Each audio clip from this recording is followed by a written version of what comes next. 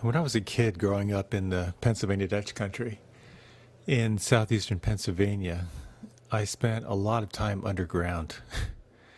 We had lots of caves near our farm. In fact, if you know Crystal Cave, it's one of the more famous ones. That was just a few miles from our farm. And these caves were mostly glorified groundhog holes. Many of them were in farmers' pastures and so forth. But it was fun to go in there and try and get lost and find your way back and take friends in who had never done it before and try to terrify them. But primarily, one of the things I most loved about the practice of spelunking was what it was like to come out of the cave.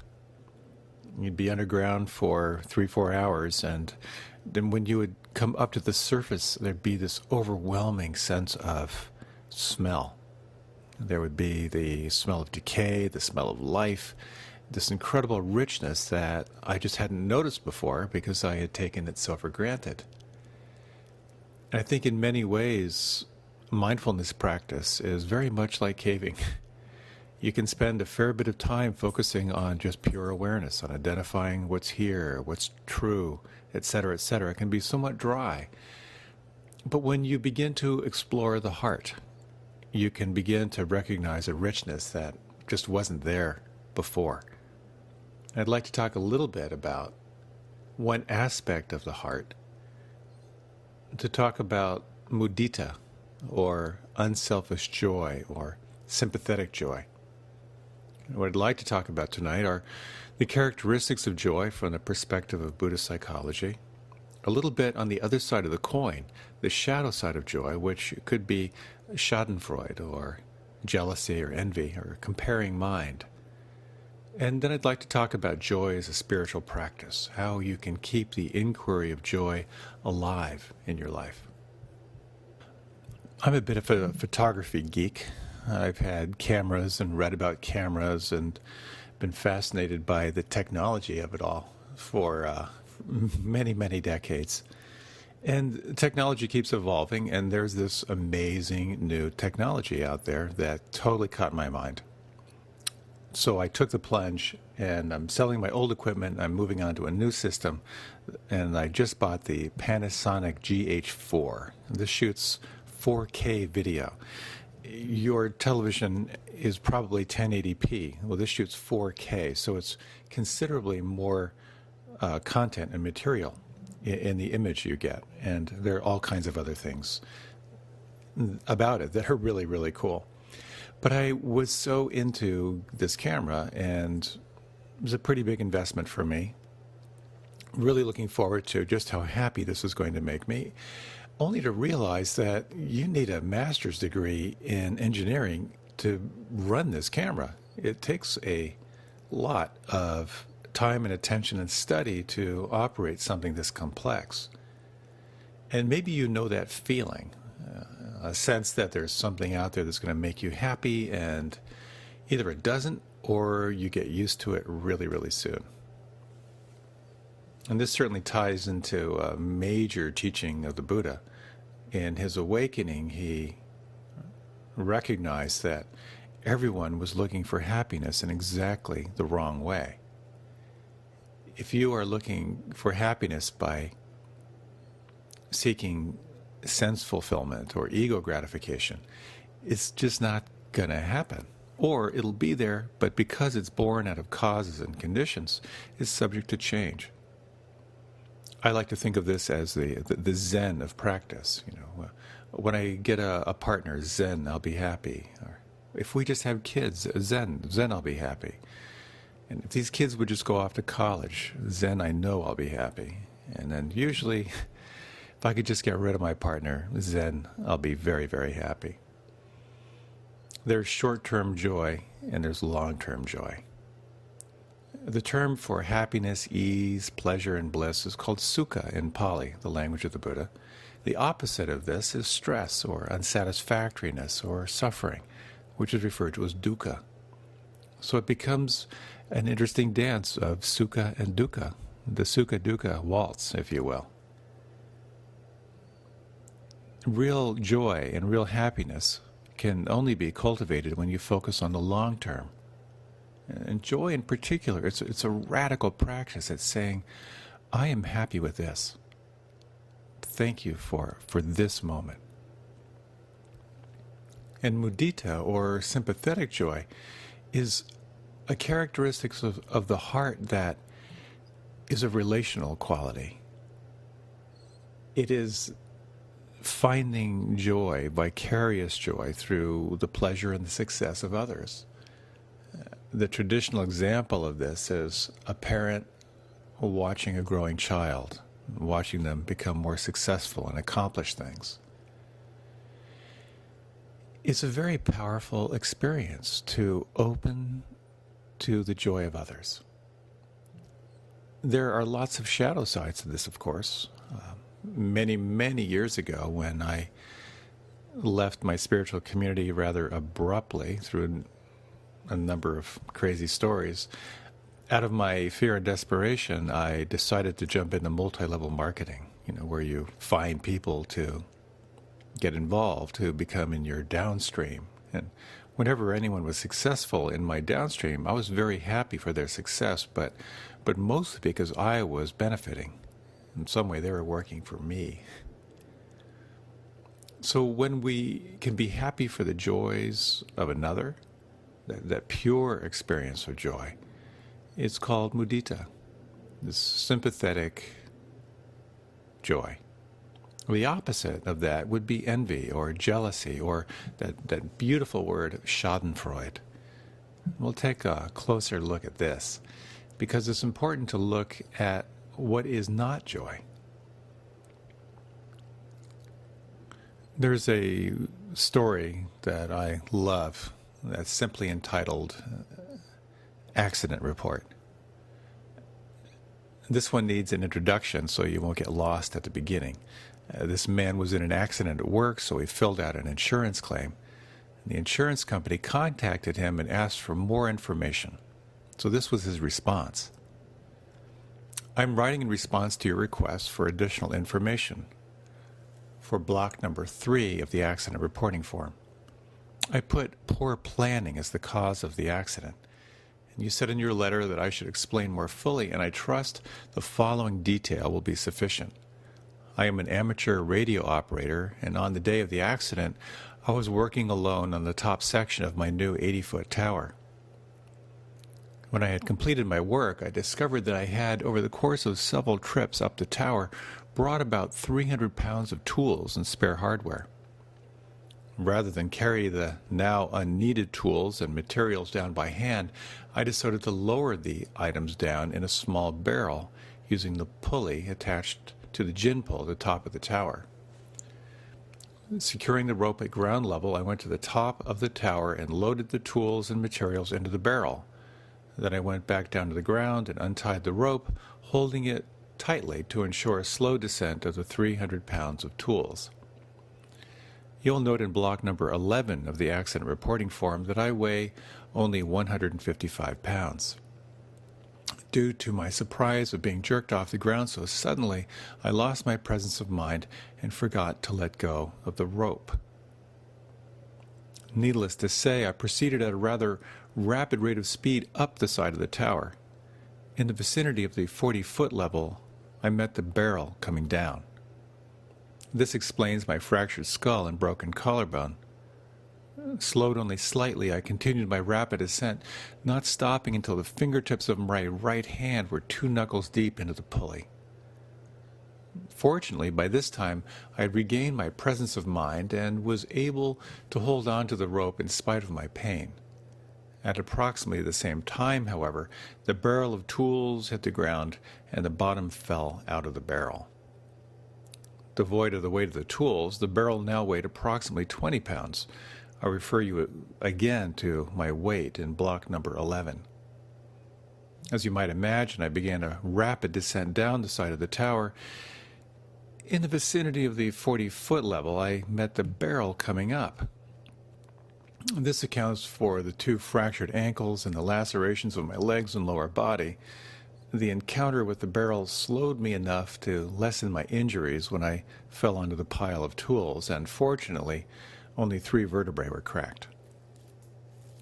I'm sorry to report, however, that as I lay there on the tools in pain, unable to stand, and watching the empty barrel 80 feet above me, I again lost my presence of mind.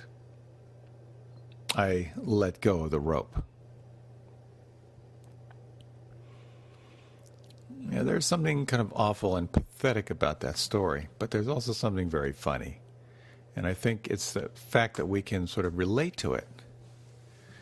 The Schadenfreude shows up a little more when we sort of see those who are trying to take advantage, and we can find ourselves enjoying our superiority. One of my favorite stories is from the Darwin Awards. It's the story of a guy in a laundromat who decided that he was going to get the most he could out of his washing machine. And he tried to put 50 pounds of laundry into the washing machine. And he was on the washing machine, jumping up and down to stuff the clothing into the machine when he accidentally hit the spin cycle and removed himself from the gene pool. Now that, in many ways, is even funnier, because not only can we imagine it could be us, but mostly because we feel superior. 2-year-olds show signs of Schadenfreude. Toddlers tend to be obsessed with fairness, so there's a certain pleasure when someone's taken down a notch or two. So it's a natural function to compare ourselves to others, but as Yoda said in Star Wars, envy leads to jealousy, and jealousy leads to hate. Hate leads to anger, and anger leads to the dark side. In the movie Breaking Away, the father who was trying to punish his son but saw his son crying violently said, "Well, I wanted you to be miserable, but not that miserable." So we can't help but compare ourselves to others as part of the survival mechanism. On some primitive level, we're seeking justice. But that limits us. It reinforces the sense of I and mine, and as the Buddha taught, nothing whatsoever is to be clung to as I or mine. And in the absence of I and mine, something quite magical can occur. So perhaps we can do a short reflection, just for a few minutes. If you like, you can close your eyes and bring your attention into your breath and take a few moments to bring into mind someone that you might be comparing yourself to, that you might be a little bit jealous of. And when you have someone in mind, and if you can't think of anyone, you can make something up. Take a moment to reflect on what this feels like on the inside. And what does envy and jealousy feel like? And can you say hello to that inner tension?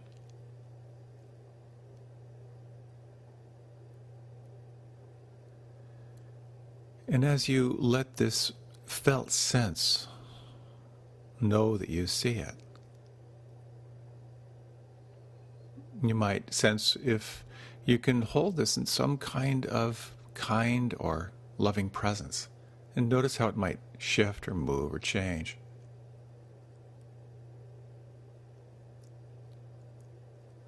What is it that you are wanting?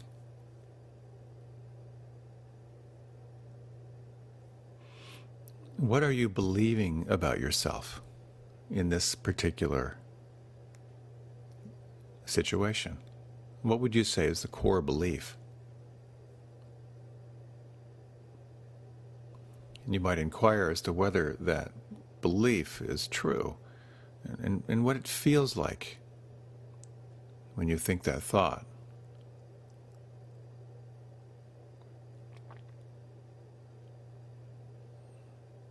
And if just for a few moments you might reflect on on who you are without that belief. Who are you without that thought? Who are you if jealousy and envy wasn't an issue?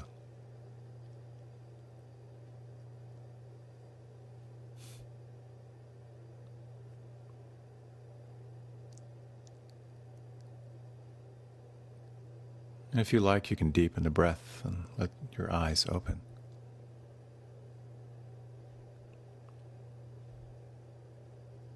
This mechanism of I and mind gets very potent when we experience a scarcity of resources. And we see this around the planet now, how as resources get tight, people get tight, they get self-protective. And when we feel scarcity of resources, that someone has what we want, and we feel we can't have it, we automatically move into comparing ourselves, to judging ourselves and others. We tend to not see clearly. I found it really helpful when someone was asked, "How much money do you make?" And this person said, "More than some and less than others."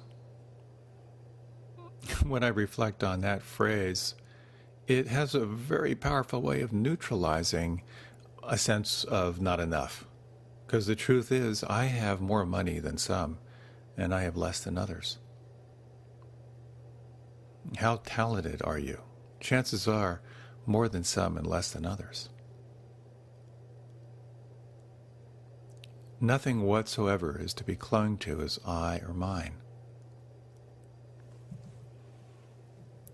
And when we explore what it means to hold others in sympathetic joy, or to venture into the realms of compassion or kindness, inevitably we come up against this question: why would I wish my enemies well? Why would I wish for their good fortune? Because quite often those who have what we want abuse their power. They abuse their good fortune. And inevitably, like that toddler, we want to bring them down to an equal playing field. It's natural.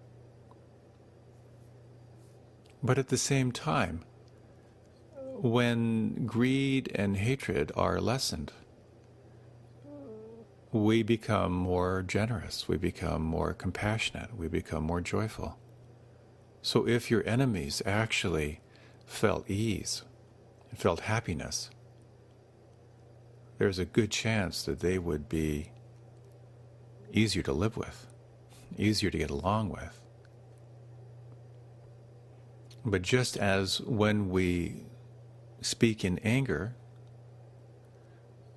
it's described as picking up a hot coal to throw at someone, not realizing that you're being burned. That experience of envy and jealousy, the real impact is what it feels like inside for you.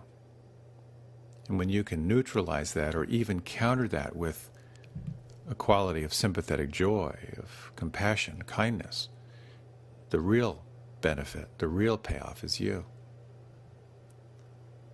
And here's how the payoff is described. When this meditator develops the mind deliverance of unselfish joy through any of these kinds of absorption, she obtains these 11 advantages. She sleeps in comfort, wakes in comfort, and dreams no evil dreams. She is dear to human beings, and dear to non-human beings. And deities guard her. Fire and poison and weapons do not affect her. Her mind is easily concentrated. The expression of her face is serene. She dies unconfused. If she penetrates no higher, she will be reborn in the Brahma world. We might need to update that statement a little bit. But essentially what this is saying is that the more you can practice unselfish joy, the more you can experience unselfish joy, the benefits run deep. not just in this world, but in the karmic consequence of what you are creating. So there is a quality of cultivating joy that can build a sense of momentum in your practice. The more you look for joy, the more you see. You will see the barriers to joy. And yet, as you gain confidence in attending the barriers to joy, you also see all the different qualities, the permutations of joy. How as you open your mind and heart to others, to their success, to their well-wishing, that there is a quality of deep, deep satisfaction. So there's a quality of joy which has to do with this relational aspect of our lives. And there is a quality of joy that you can cultivate internally, a certain kind of joy which is not dependent on circumstances. One of my favorite readings is by Linda Weltner. It's called The Joy of Mediocrity. My husband plays the tuba badly. Well, no, wretchedly, with unforgettable inexpertise. After my husband played When Irish Eyes Are Smiling at my older daughter's wedding as a way of welcoming our son-in-law's Irish family, his father created an award for Jack that read, in part, for a spontaneous public performance which demonstrated an originality so stark that it stunned the audience, rendering them incapable of meaningful response. This did not hurt my husband's feelings. He knows the impact his music has. This is a man for whom practice means playing all the notes, right or wrong, at least twice. His tuba, purchased at a yard sale for $100, looks like it has been run over by a truck. His entire repertoire consists of 5 songs which run the gamut from Happy Birthday to So Long It's Been Good to Know You. Still, the phone rings and people ask him to do a gig at some special event, an occurrence which happens more frequently than I might hope. He doesn't get nervous or decide to polish up his technique a bit. He glows, he basks, he's unabashedly delightful and delighted.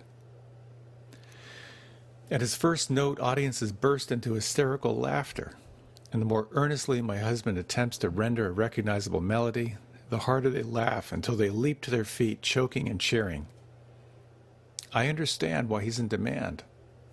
What has been harder for me to accept is how my husband can be perfectly capable of enjoying his tuba solos without ever aiming at competence. This is not the way I was brought up. Whether it was swimming, tennis, or ballroom dancing, my mother made sure that I began with lessons. The pleasure in doing a thing I was taught was in doing it well, and so my whole life has been about mastery, whether I was skiing, sewing, or cooking. If I felt I'd end up doing something badly, I politely declined the opportunity to begin.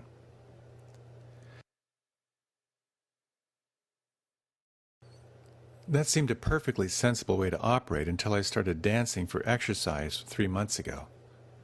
At the beginning, I gave myself time to learn the steps, but I am no longer a novice. What's happened now is that newcomers are catching on while I'm still struggling. I've come to the reluctant conclusion that these complex patterns of movement we do may never come to feel like second nature to me. You know what? I don't care. I can't believe it myself. I feel like stopping people in the street and informing them you don't have to be good at something to love it. I want to tell my daughters, forget about having to meet your own high standards before you can have a wonderful time. I've learned that it's possible for me to tune in to how good it feels to move without having to submit my performance to my superego for approval. But my husband and I are proof of how rewarding it can be to sing or dance, to play a musical instrument or a sport, to study a foreign language or calculus or anything that doesn't come easily. All you have to do first is to free yourself from the prison of excellence. As Nike says, just do it.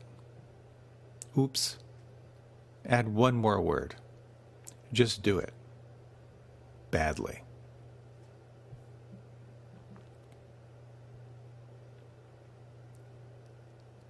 Let's take a few moments and we'll close this session with a meditation on mudita, or sympathetic joy.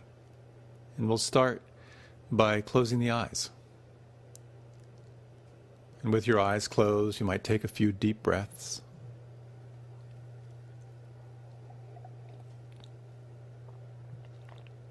And you might bring into mind a child, a niece or a nephew, or someone that you can most easily hold with a sense of well-wishing. And take a moment to reflect on your capacity to experience joy at their success, at their accomplishments, and notice what that feels like on the inside.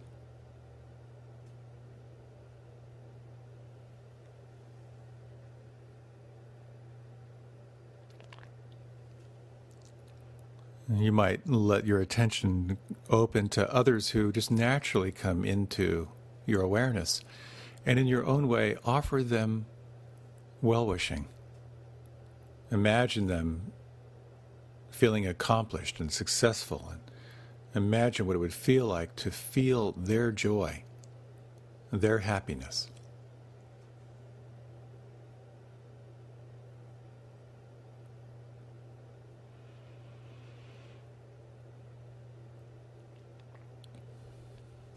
And you might imagine this expanding out to those you work with, those you live with, just sensing or imagining in your own way a sense of vicarious joy in their accomplishments, their success, their happiness.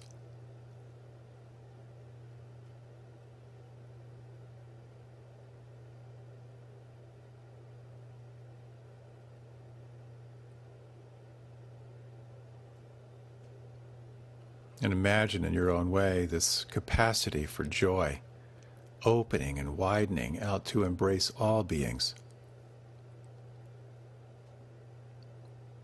And as you feel or imagine this sense of joy, of happiness, and accomplishment and success, independent of external circumstances, you might imagine both for others as well as for yourself, to simply feel or imagine your capacity for joy, deepening, widening, expanding.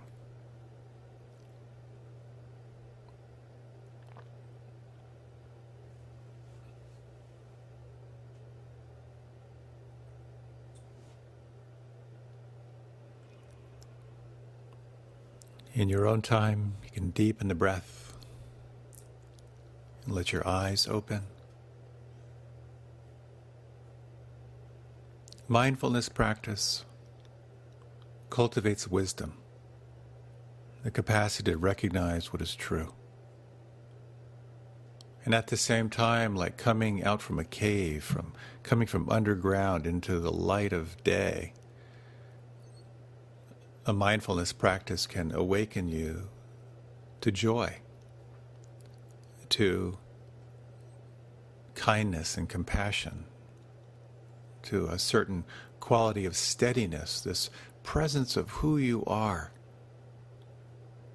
regardless of the externals.